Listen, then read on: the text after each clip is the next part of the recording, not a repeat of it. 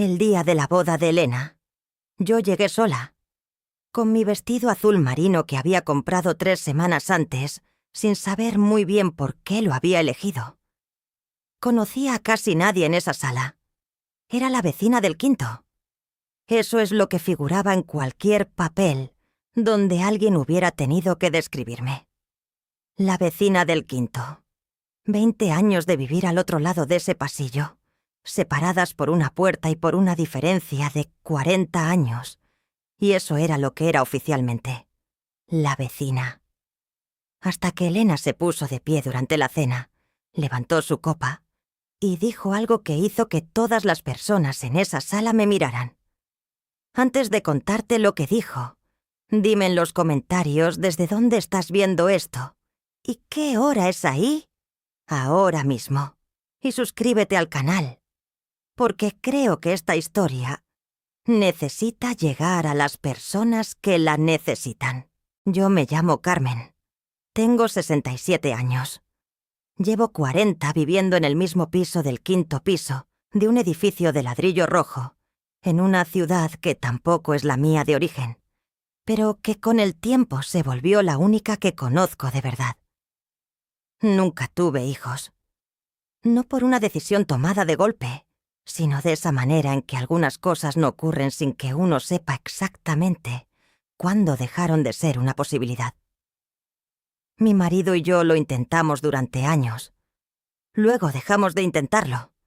Luego mi marido murió, hace ya 15 años, y me quedé en ese piso que de repente tenía demasiado silencio para una sola persona. No cuento esto para que me tengas lástima. Lo cuento porque importa para entender lo que vino después.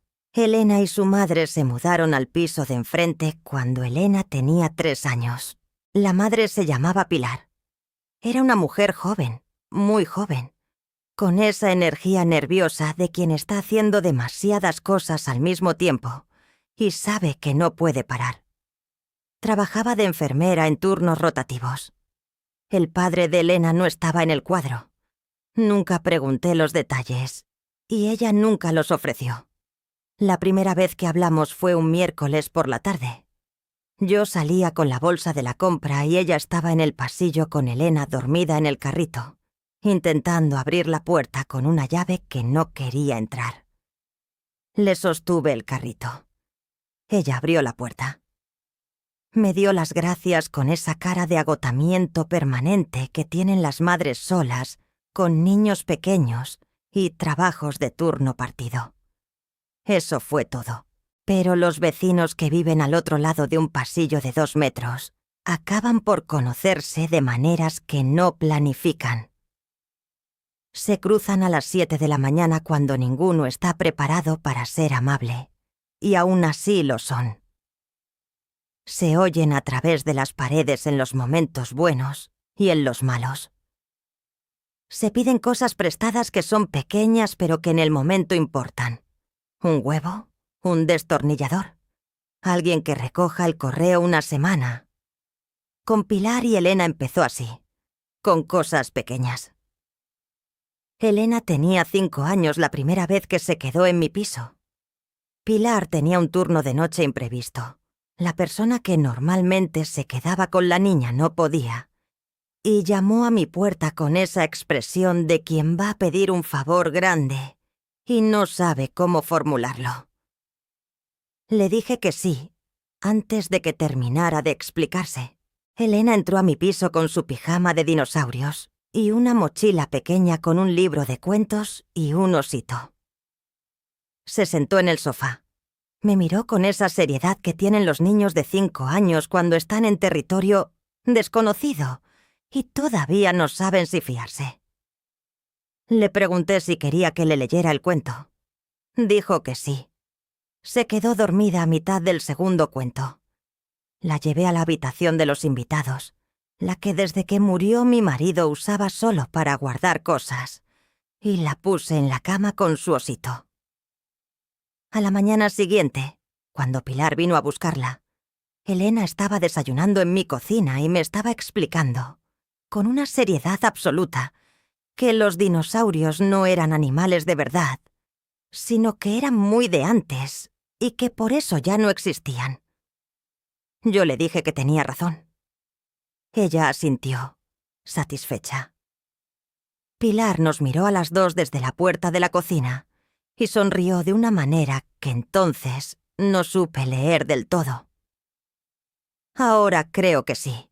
Las veces que Elena se quedó en mi piso fueron aumentando despacio, de manera natural, sin que nadie lo decidiera formalmente. Una noche de guardia de Pilar. Un fin de semana cuando hubo una urgencia. Las tardes en que la niña salía del colegio y Pilar todavía no había vuelto del turno. Elena tenía llave de mi piso desde que tenía 8 años. No porque nadie lo hubiera acordado así exactamente, sino porque un día Pilar me dijo: «¿Te importa si le doy una copia por si acaso?». Y yo dije que no me importaba, y Elena empezó a desaparecer en mi piso después del colegio, con la misma naturalidad con que volvía a su casa. Dejaba la mochila en la silla del pasillo. Se iba a la cocina a por algo de comer. Se sentaba en el sofá a hacer los deberes. Y cuando yo llegaba de mis cosas, o cuando simplemente estaba ya en casa, conversábamos. No de cosas importantes, al principio. De lo que había pasado en el colegio, de los libros que yo tenía en las estanterías y que ella iba mirando con curiosidad creciente, de las plantas del balcón que yo cuidaba con una dedicación que a ella le parecía excesiva y a mí me parecía lo mínimo. Pero los niños que te ven todos los días acaban por preguntarte cosas que no esperabas. A los 9 años me preguntó por qué no tenía fotos de hijos en las paredes. Le dije la verdad, que había querido tenerlos y no había podido. Me preguntó si eso me ponía triste. Le dije que a veces sí. Me miró un momento y dijo: «Pues yo sí estoy aquí». Y siguió haciendo sus deberes como si no hubiera dicho nada importante. Yo tardé un momento en poder seguir con lo que estaba haciendo. Pilar era una buena madre. Quiero que eso quede claro, porque importa. Era una madre que trabajaba demasiado y tenía poco tiempo, y a veces llegaba a casa tan agotada que apenas podía mantenerse despierta durante la cena. Pero era una madre que quería a su hija de esa manera densa y sin reservas que tienen algunas personas para querer. Que le leía cuando podía, que la escuchaba cuando estaba, que hablaba de ella con un orgullo que no cabía en el tono de voz normal. Lo que Pilar no podía darle a Elena era tiempo. Simplemente no lo tenía. Y yo sí. Eso no me convierte en mejor persona que Pilar. Me convierte en alguien que tenía algo que ella necesitaba y que decidió darlo. Los años pasaron de esa manera en que pasan cuando estás dentro de ellos, sin que te des cuenta de cuánto han pasado hasta que miras atrás. Estuve en la primera comunión de Elena porque Pilar no cabía sola en el banco y me preguntó si quería acompañarlas. Fui a las obras de teatro del colegio porque Pilar a veces no podía llegar a tiempo y siempre había alguien en la primera fila con una cámara. Aprendí a conocer los platos que a Elena le gustaban. Aprendí también con los años que cuando ella llegaba a mi piso y no decía nada y se sentaba en el sofá mirando al vacío, lo que necesitaba no era que le preguntara qué le pasaba, sino simplemente que yo estuviera ahí y esperara. La adolescencia de Elena fue difícil de maneras que Pilar cargó sola y que yo solo vi desde el borde. Hubo años en que Elena y su madre apenas se hablaban. Esa guerra silenciosa y continua que tienen algunas madres e hijas y que desde fuera parece incomprensible y desde dentro debe de ser agotadora. En esos años, a veces Elena venía a mi piso y hablaba. No me pedía consejo. No quería que yo mediara ni que tomara partido. Solo quería decir las cosas en voz alta a alguien que la escuchara sin juzgar y sin repetírselo a su madre. Yo escuchaba y no repetía nada. Una vez Pilar me preguntó si Elena me había dicho algo sobre una discusión que habían tenido. Le dije que no podía contarle lo que Elena me contaba en confianza, pero que creía que su hija la quería más de lo que en ese momento era capaz de demostrar.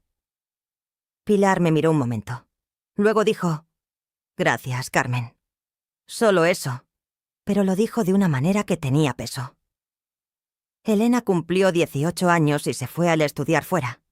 El día que se marchó, Pilar y yo la acompañamos juntas a la estación. Elena abrazó a su madre durante mucho tiempo. Luego me abrazó a mí.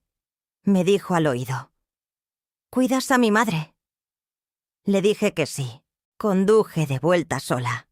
El pasillo del 5.º piso, que durante 13 años había tenido el sonido de una puerta abriéndose y cerrándose al otro lado, de pasos que reconocía sin mirar, de una voz que preguntaba si había merienda, se quedó en silencio.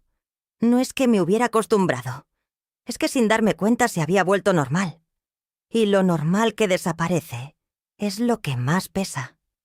Pilar murió 3 años después. Un infarto, rápido, en el trabajo. 49 años. Fui yo quien llamó a Elena. No quiero extenderme en eso porque hay cosas que no tienen forma de contarse. Y ese momento es una de ellas. Solo diré que Elena llegó en el primer tren que pudo tomar y que cuando abrió la puerta del piso de su madre y me vio sentada en el sofá esperándola, no dijo nada. Se sentó a mi lado y estuvimos así, en silencio, durante un tiempo que no podría medir. Luego ella dijo: «No sé qué hacer». Le dije: «Hoy no tienes que saber nada. Hoy solo tienes que estar». Fue lo único útil que se me ocurrió decir. Elena tenía 21 años cuando murió su madre. Terminó la carrera. Encontró trabajo. Volvió a la ciudad. No al piso de su madre, que tuvo que dejar, sino a un apartamento pequeño a 20 minutos del barrio donde había crecido. Me llamaba. Venía a verme. No con la frecuencia de antes, porque tenía su vida y eso era exactamente lo que tenía que tener. Pero con una regularidad que me decía que el hilo seguía ahí. Un domingo cada 2 o 3 semanas. Una llamada entre medias. A veces una pregunta sobre algo práctico, la receta de algo, cómo se hace un trámite, esas cosas que antes le habría preguntado a su madre. Yo respondía lo que sabía, y cuando no sabía, lo buscaba antes de que volviera a llamar. Conocí a Marcos en una de esas visitas dominicales. Elena llegó con él sin avisar, de esa manera en que se lleva a alguien cuando ya sabes que va a caer bien y no necesitas preparar el terreno. Era callado, con esa clase de silencio que no incomoda, sino que acompaña. Miró las fotos que tengo en las estanterías y preguntó por ellas. Le expliqué quién era quién. Señaló una foto de Elena de niña que yo tenía desde hacía años. Me preguntó si era de cuando éramos vecinas. Elena le dijo: «Carmen es más que una vecina». Él asintió como si eso fuera suficiente explicación. Me pareció bien. Cuando Elena me llamó para decirme que Marcos le había pedido que se casaran y que ella había dicho que sí, me quedé un momento sin palabras. No por sorpresa, sino porque de repente sentí el peso de todos esos años de una manera que no esperaba sentir en ese momento. La niña del pijama de dinosaurios. La que se quedaba dormida a mitad de los cuentos. La que me dijo con 9 años: «Pues yo sí estoy aquí», sin entender del todo lo que estaba diciendo. Esa niña se iba a casar. Me preguntó si quería ir a la boda. Le dije: «Elena, claro que quiero ir». Hubo un silencio corto. Luego me dijo: «Hay algo que quiero hacer ese día y necesito pedirte permiso primero». Le dije que me lo dijera. Lo que me dijo entonces me dejó sin habla durante varios segundos. Le dije que sí. No podía decir otra cosa. Lo que no sabía era lo que ese sí iba a significar, delante de todas las personas en aquella sala. La boda fue un sábado de octubre, una masía fuera de la ciudad, jardín, luces colgadas entre los árboles. Ese tipo de lugar que en verano habría sido demasiado caluroso, pero en octubre era exactamente lo que tenía que ser. Llegué sola, como dije, con mi vestido azul marino. Me pusieron en la mesa de familia, no en una mesa lateral, no en un sitio discreto de agradecida distancia. En la mesa de familia, a la derecha de donde iba a sentarse Elena. A mi izquierda había una silla con una foto de Pilar y un ramo de flores pequeñas. Había sido idea de Elena. Cuando la vi por primera vez ese día, antes de la ceremonia, con el vestido y el pelo recogido y esa expresión que tienen algunas personas en los momentos grandes, me puso las manos en las mejillas y me miró un momento sin decir nada. Luego dijo: «Gracias por venir». Le dije que no había ningún sitio en el mundo donde prefiriera estar. La ceremonia fue en el jardín. Marcos esperaba al final del camino de piedra, con esa expresión de los hombres que están a punto de ver llegar a la persona que aman y todavía no saben qué cara van a poner. Elena entró sola. Había sido su decisión. Me lo había explicado en una de nuestras conversaciones de domingo, que no quería que nadie la acompañara, porque no quería que nadie ocupara el lugar de su madre, pero que tampoco quería ir sola de verdad. Que iba a entrar sola y al mismo tiempo iba ya a saber que las personas que la querían estaban ahí mirando. La vi caminar por ese camino de piedra y pensé en Pilar, en lo orgullosa que habría estado, en lo mucho que le habría gustado ese día. La alegría y la tristeza, cuando son grandes, ocupan el mismo espacio. Los discursos empezaron después de la cena. Habló el padre de Marcos, breve y emocionado. Habló una amiga de Elena de la universidad, con el tipo de humor que solo tienen las personas que te conocen desde que eras una versión más torpe de ti misma. Luego Elena se puso de pie. Habló de Marcos durante varios minutos. De cómo lo había conocido, de lo que sentía, de lo que veía en él. Lo dijo todo con una precisión y una ternura que me hicieron pensar en Pilar, porque esa manera de encontrar las palabras exactas era de su madre. La sala estaba en silencio. Luego Elena hizo una pausa. Miró las sillas vacías a su izquierda. La foto de Pilar. Dijo: «Mi madre no está aquí esta noche. Eso es lo más difícil de este día, y lo va a seguir siendo». Nadie en la sala se movió. Pero hay algo que también es verdad, que yo nunca estuve sola, que al otro lado del pasillo del piso donde crecí, había una mujer que durante 20 años fue apareciendo. No de manera dramática, no de golpe, sino de la manera en que aparecen las personas que de verdad se quedan. Despacio, sin hacer ruido, en los momentos pequeños que son los que en realidad importan. Sentí que algo se movía en el pecho. Me leyó cuentos cuando tenía 5 años, y no sabía todavía que eso iba a importar. Estuvo en los actos del colegio con su cámara cuando mi madre no llegaba a tiempo. Me escuchó durante la adolescencia sin repetirle a mi madre lo que yo le decía. Me llamó cuando murió mi madre porque era lo correcto y porque sabía que yo iba a necesitar encontrar una voz conocida al otro lado del teléfono. La gente a mi alrededor empezaba a girarse. Yo miraba a Elena y no podía apartar los ojos. Nunca le pedí que hiciera nada de eso. Ella nunca me pidió permiso para hacerlo. Simplemente lo hizo. Durante 20 años. Sin título, sin obligación, sin que nadie se lo reconociera. Hizo una pausa. Me miró directamente. Hoy, delante de todas las personas que quiero decir lo que siempre ha sido verdad, aunque nunca lo haya dicho en voz alta. Carmen no es mi vecina. Carmen es la madre que la vida me puso al otro lado del pasillo cuando yo tenía 3 años. Y yo he tenido la enorme suerte de no haberme dado cuenta de eso demasiado tarde. Levantó la copa. Por ti, Carmen. Por los 20 años. Por los cuentos y los domingos y las conversaciones y todo lo que hay entre medias que no tiene nombre, pero que lo es todo. Todas las personas en esa sala se giraron y me miraron. Yo no podía hablar. No podía moverme. Tenía 67 años y un vestido azul marino que había elegido sin saber por qué. Y no podía hacer absolutamente nada. Elena dejó la copa en la mesa. Rodeó la silla con la foto de su madre. Cruzó la sala. Y me abrazó con los 2 brazos, de pie, frente a todo el mundo. No sé cuánto tiempo estuvimos así.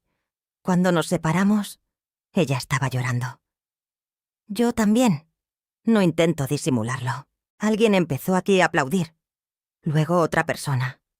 Luego todos. De pie.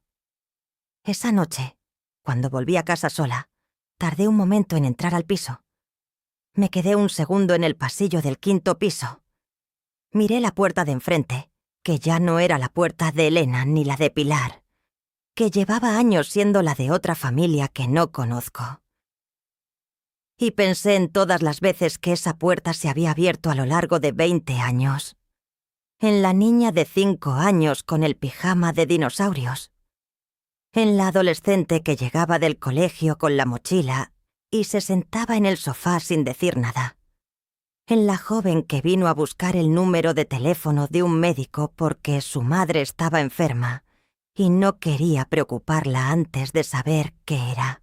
Pensé en Pilar, en todo lo que ella no había podido estar y yo había intentado cubrir, no para reemplazarla, porque eso no es posible y tampoco sería lo correcto, sino simplemente para que no hubiera un hueco demasiado grande en los momentos que importaban.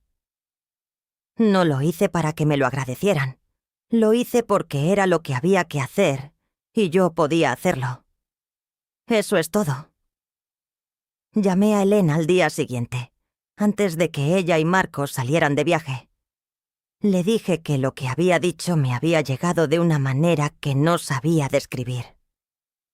Me dijo que llevaba tiempo pensándolo, que quería encontrar las palabras exactas porque no quería decir algo bonito, sino algo verdadero. Le dije que lo había conseguido.